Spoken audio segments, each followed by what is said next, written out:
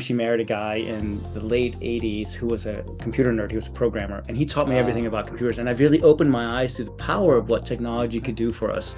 So he was like a super good mentor and like role model for me.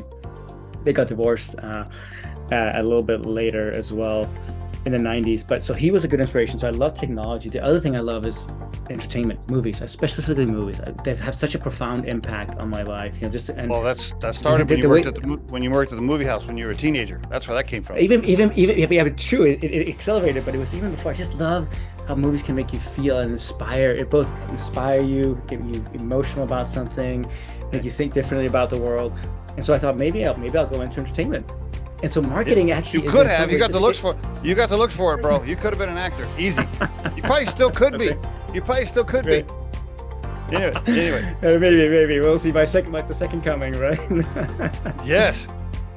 But marketing in some ways, especially marketing for tech companies, of course, I get to deal with technology, and I love technology still. I mean, even though kind of like there's also a lot of shittiness about it. Let's be real. There's some things that I think technology has kind of fucked up with the world. I know. Yes. Swear on agreed. Well, we can do a whole nother podcast episode on that, my friend. Yeah. Totally. Exactly.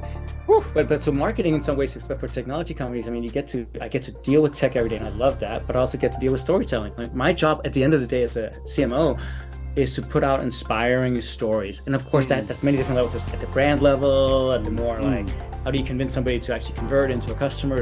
But they're all stories. You're trying to basically use stories to get an emotional hook, to convince people, to ultimately make them your advocate so they become your biggest champion and tell the rest of the world about it. And so I love that marketing is really about that in so many ways. I mean, I love when I get to work on like creative projects. That's kind of my jam.